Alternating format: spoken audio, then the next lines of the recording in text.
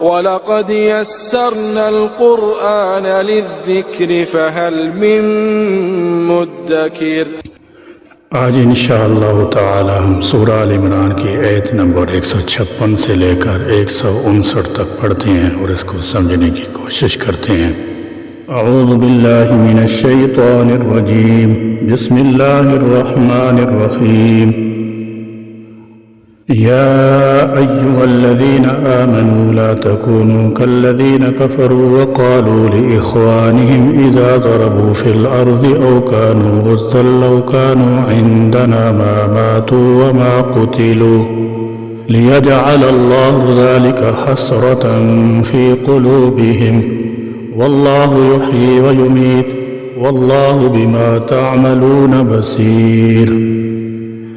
یا ایہا الذین وہ لوگو جو آمنو ایمان لائے ہو، لا تکونو نہ ہو جاؤ تم کالذین ان لوگوں کی طرح الذین کفروا سے منافقین مراد ہیں، اور اس میں مسلمانوں کو منافقین کی طرح ہونے سے روکا گیا ہے۔ کفروا جنہوں نے کفر کیا، وقالوا اور انہوں نے کہا لاخوانہم اپنے بھائیوں کو یہاں لام زیر لی بابت اور متعلق یعنی فی کے معنی میں ہے۔ اخوان جمع ہے اور اس کا واحد اخون ہے۔ اخوان سے مراد مذہبی بھائی بند اور تعلق رشتے کے لوگ ہیں۔ جب ضربوا انہوں نے سفر کیا یعنی سفر حضر کو اس میں کوئی دخل نہیں، وہ جب چاہے مسافر مجاہد کو زندہ سلامت واپس لے آئے اور جب چاہے گھر میں بیٹھے بیٹھائے اور جہاد میں شریک نہ ہونے والوں کو لقمہ اجل بنا دے۔ فی الارض زمین میں او یا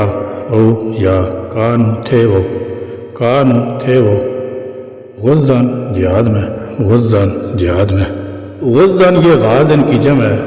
جو غزا یغزو سے اس میں فعل ہے بمعنی لڑنے والے، جیسے را کی ان کی جمع رکا ہونا آتی ہے۔ لو کانو اگر وہ ہوتے عندنا ہمارے پاس ما تو وہ مرتے وما قتلوا اور نہ وہ قتل کیے جاتے لیجعل تاکہ بنا دے اللہ ذالک اس فاسد خیال کو حسرتاً پچھتاوا یعنی حسرت فی قلوبہم ان کے دلوں میں واللہ اور اللہ یحیی زندہ کرتا ہے ویمیت اور مارتا ہے واللہ اور اللہ بما ساتھ اس کے جو تعملون تم کرتے ہو بصیر خوب دیکھنے والا ہے۔ اس آیت کریمہ میں اہل ایمان کو اس فساد عقیدہ سے روکا جا رہا ہے جس کے عامل کفار و منافقین تھے، کیونکہ یہ عقیدہ بزدلی کی بنیاد ہے۔ اس کے برعکس جب یہ عقیدہ ہو کہ موت و حیات اللہ کے ہاتھ میں ہے، نیز یہ کہ موت کا ایک وقت مقرر ہے، تو اس سے انسان کے اندر عزم و حوصلہ اور اللہ تعالیٰ کی راہ میں لڑنے کا جذبہ پیدا ہوتا ہے۔ مسلمانوں کو تاکید فرمائی گئی ہے کہ تم ان لوگوں کی طرح نہ ہو جو اپنے نفاق کی وجہ سے کافر ہیں۔ یہ گندہ عقیدہ صرف دل ہی میں نہیں رکھتے بلکہ برملا اس کا اظہار بھی کرتے ہیں کہ ہمارے جو بھائی جہاد کے سفر میں فوت ہو گئے یا لڑتے ہوئے مارے گئے، اگر ہمارے پاس رہتے تو نہ مرتے نہ قتل ہوتے۔ ان کا یہ عقیدہ اور قول اللہ تعالیٰ جل شانہ ہمیشہ کے لیے ان کے دلوں میں حسرت اور افسوس کا باعث بنائے رکھے گا۔ مسلمانوں کے عقیدہ سے اس لیے روکا کہ غلط ہونے کے ساتھ ساتھ یہ بزدلی کا باعث بنتا ہے، جبکہ موت و حیات تو اللہ تعالیٰ کے ہاتھ میں ہے اور اس کا وقت مقرر ہے۔ یہی عقیدہ مسلمانوں کی قوت کا باعث ہے، اس لیے حکم دیا گیا کہ دل کو مضبوط رکھو، موت اپنے وقت سے ایک لمحہ بھی پہلے نہیں آ سکتی۔ اگر مگر کے الفاظ شیطان کو دخل اندازی کا موقع دیتے ہیں۔ رسول اللہ صلی اللہ علیہ وسلم نے فرمایا، قوی مومن اللہ تعالیٰ جل شان کے نزدیک ضعیف سے بہتر اور زیادہ محبوب ہے، اور ہر ایک میں کوئی نہ کوئی بھلائی ہے۔ اس چیز کی حرص کرو جو تمہیں نفع دے، اور اللہ تعالیٰ سے مدد مانگو اور عاجز مت ہو جاؤ۔ اور اگر تمہیں کوئی مصیبت پہنچے تو یہ مت کہو اگر میں ایسا اور ایسا کرتا تو مجھے یہ مصیبت نہ پہنچتی، بلکہ یوں کہو کہ اللہ نے جو مقدر کیا اور جو چاہا کر دیا، اس لیے کہ لو یعنی اگر کا لفظ شیطان کے کام کا راستہ کھول دیتا ہے۔ وَلَئِن قُتِلْتُمْ فِي سَبِيلِ اللَّهِ أَوْ مُتُّمْ لَمَغْفِرَةٌ مِّنَ اللَّهِ وَرَحْمَةٌ خَيْرٌ مِّمَّا يَجْمَعُونَ۔ وَلَئِن اور البتہ اگر، وَلَئِن اور البتہ اگر قتلتم تم قتل کر دی گئی، قتلتم تم قتل کر دی گئی، فی سبیل اللہ اللہ کی راہ میں، فی سبیل اللہ اللہ کی راہ میں، او متم یا تم مر گئے، او متم یا تم مر گئے، لمغفرتم تو البتہ بخشش، لمغفرتم تو البتہ بخشش، من اللہ اللہ کی، من اللہ اللہ کی، ورحمت اور رحمت، رحمت اور رحمت، خیر بہت بہتر ہے، خیر بہت بہتر ہے، مما اس سے جو، مما اس سے جو، یجمعون وہ جمع کرتی ہیں، یجمعون وہ جمع کرتے ہیں، یعنی موت تو اللہ تعالیٰ کے مقرر کیے ہوئے وقت ہی پر آئے گی، لیکن دل میں یہ حسرت قدرت خداوندی پر بے اعتباری کہ اگر فلاں شخص نہ نکلا ہوتا تو بچ گیا ہوتا، یہ خود ایک نفسیاتی عذاب ہے، اس سے دل کی کسک اور کوڑن میں اضافہ ہوتا رہتا ہے۔ تو اللہ تعالیٰ جل شانہ نے یہ کیفیت ان کے دل میں ان کی ضعیف الاعتقادی کی سزا کے طور پر رکھ دی ہے،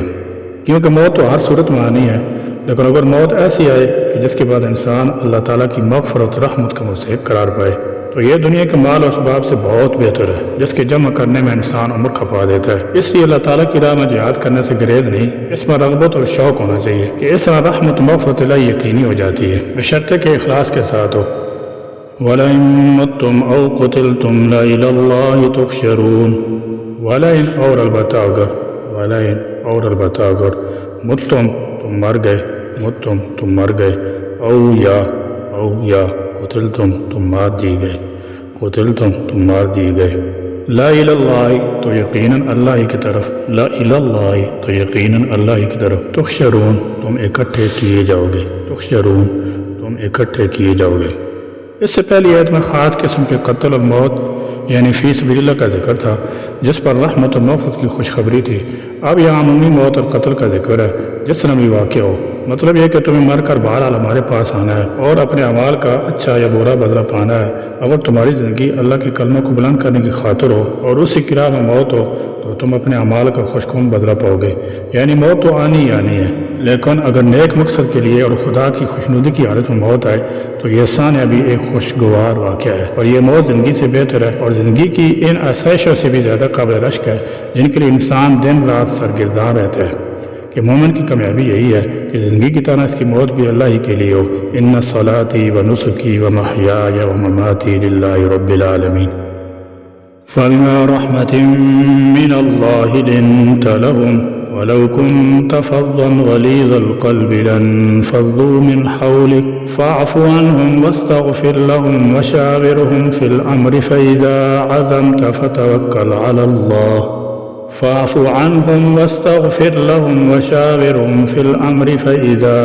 عزمت فتوكل على الله إن الله يحب المتوكلين۔ فبما پھر بسبب، فبما پھر بسبب رحمت من اللہ اللہ کی رحمت کے، رحمت من اللہ اللہ کی رحمت کے، لنتا آپ نرم ہو گئے، لنتا آپ نرم ہو گئے، لہم ان کے لیے، لہم ان کے لیے، ولو اور اگر، ولو اور اگر، کنتا ہوتے آپ، کنتا ہوتے آپ، فضلاً تندخو، فضلاً تندخو، غلیظ القلب سخت دل، غلیظ القلب سخت دل، غلیظ القلب سخت دل۔ فض کے معنی درست خو اور غلیظ القلب کے معنی سخت دل کے ہیں۔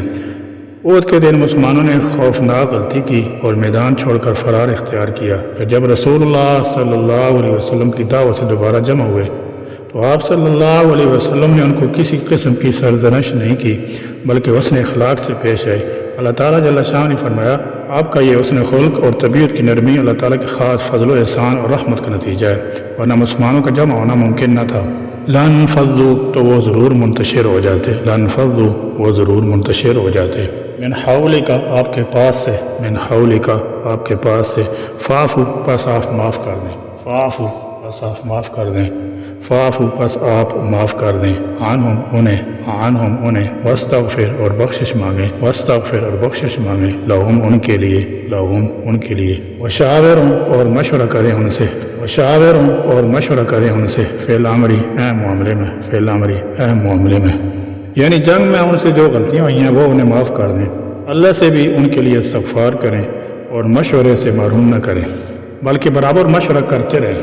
امیر مشورہ لینے کا پابند ہے مگر صرف ان امور میں جو قرآن و سنت میں مذکور نہ ہوں بلکہ تدبیری اور انتظامی قسم کے ہوں۔ امیر مشورہ ان لوگوں سے لے گا جو اس معاملے میں رائے کی اہلیت رکھتے ہوں۔ اختیاری امور میں مشورہ کرنا سنت ہے۔ رسول اللہ صلی اللہ علیہ وسلم کا ارشاد ہے کہ جو شخص کسی کام کا ارادہ کرے اور باہم مشورہ کرنے کے بعد فیصلہ کرے اللہ تعالیٰ جل شانہ کی طرف سے اس کو مفید صورت کی طرف ہدایت مل جاتی ہے۔ ایک حدیث مبارکہ میں ہے کہ جس شخص سے مشورہ طلب کیا جائے وہ امین ہے، اسے چاہیے کہ وہی رائے دے جو اس کام میں وہ خود اپنے لیے تجوید کرتا ہے، اس کے خلاف کرنا خیانت ہے۔ پھر جب عزمتا آپ پختہ ارادہ کر لیں، عزمتا آپ پختہ ارادہ کر لیں، فتوکل تو بھروسہ کریں، فتوکل تو بھروسہ کریں، اللہ اللہ پر، اللہ پر، ان بلا شبہ اللہ اللہ یحب پسند کرتا ہے، یحب پسند کرتا ہے المتوکلین بھروسہ کرنے والوں کو، المتوکلین بھروسہ کرنے والوں کو، یعنی پیغمبر اسلام صلی اللہ علیہ وسلم میں نرم خوئی، نرم گفتاری اور نرم روی کا جو خاص وصف ہے، جس کا یہ اثر ہے کہ آپ صلی اللہ علیہ وسلم نہ صرف دشمنوں بلکہ نہ تربیت یافتہ رفقا کے غلطیوں کو بھی برداشت کر جاتے ہیں، اور اپنے ذاتی معاملہ میں کتنی ناگوار خاطر بات ہو جائے نہ پیشانی پر شکن آتی ہے اور نہ دل پر کوئی میل آتا ہے، یہ بھی خدا تعالیٰ کی ایک بہت بڑی رحمت ہے، کیونکہ پیغمبر کا کسی سے رنجیدہ خاطر ہو جانا دنیا ہی کا نہیں آخرت کا بھی نقصان ہے اور تمام نیکیوں کو ضائع کرنے کے لیے کافی ہے۔ اس وجہ سے یہ بھی معلوم ہوا کہ داعی کے لیے نرم گفتار، نرم خو ہونا ضروری ہے، ورنہ بجائے اس کے کہ لوگوں میں اس کی دعوت سے محبت پیدا ہو، نفرت پیدا ہو جائے گی۔ اس کے بعد اب صحابہ کرام رضوان اللہ تعالی علیہم اجمعین کی دلجوئی فرمائی گئی کہ رسول اللہ صلی اللہ علیہ وسلم ان سے درگزر بھی کریں، ان کے حق میں دعائے مغفرت بھی کریں اور اہم معاملات میں ان سے مشورہ بھی کریں۔ حالانکہ نبی کو وحی کے ذریعے براہ راست اللہ تعالیٰ سے علم حاصل ہو جاتا ہے، اس کے باوجود آپ صلی اللہ علیہ وسلم کو بھی مشورہ کا حکم دیا گیا۔ اس سے اندازہ کیا جا سکتا ہے کہ اسلام میں مشورہ کی کیا کچھ اہمیت ہے اور مشورہ کے آداب کی طرف اشارہ کیا گیا ہے کہ مشورہ اہم امور میں ہے، یعنی جو باتیں نہ واجب ہو نہ صراحتاً ان سے منع کیا گیا ہو، دونوں پہلوؤں کی گنجائش ہو، ان کے بارے میں ان لوگوں سے مشورہ کرنا چاہیے جو اس مسئلے میں مشورہ سے دینے کے اہل ہوں۔ تاہم امیر اس کا پابند نہیں کہ وہ اپنے رفقا کے مشورہ ہی پر عمل کرے بلکہ اس کی نگاہ اللہ پر ہو۔ رفقا کے مشورے کی روشنی میں اللہ تعالیٰ نے جو بات اس کے دل میں ڈالیں اللہ پر بھروسہ کرتے ہوئے اس پر عمل پیرا ہو جائیں، گویا لوگوں کا اعتماد امیر پر ہو اور امیر کی نظر اللہ تعالیٰ پر ہو۔ اس سے ایک تو یہ بات معلوم ہوئی کہ مشاورت کے بعد بھی آخری فیصلہ حکمران ہی کا ہوگا کہ ارباب مشاورت یا ان کی اکثریت کا جیسا جمہوریت میں ہے۔ دوسری یہ کہ سارا اعتماد و توکل اللہ تعالیٰ کی ذات پر ہو، نہ کہ مشورہ دینے والوں کی عقل و فہم پر۔ اللہ تعالیٰ ہمیں اپنے راستہ کی موت اسلام و ایمان پر نصیب فرمائے اور اپنی مغفرت و رحمت کے اصول کا ذریعہ بنائے۔ یا اللہ ہماری بھی شب و روز کی تقصیرات کو بھی رحمت سے معاف فرما دیجیے اور اپنے کرم سے ہمارے ساتھ لطف و مہربانی کا معاملہ فرمائیے۔ یا اللہ اپنی اور اپنے رسول پاک اور صحابہ کرام کی سچی محبت عظمت ہم کو نصیب فرما۔ یا اللہ ہم کو قرآنی ہدایات پر عمل پیرا ہونے کی توفیق نصیب فرما اور حضور صلی اللہ علیہ وسلم کی مشورہ کرنے کی سنت کا اتباع نصیب فرما۔ آمین یا رب العالمین، وآخر دعوانا الحمد للہ رب العالمین۔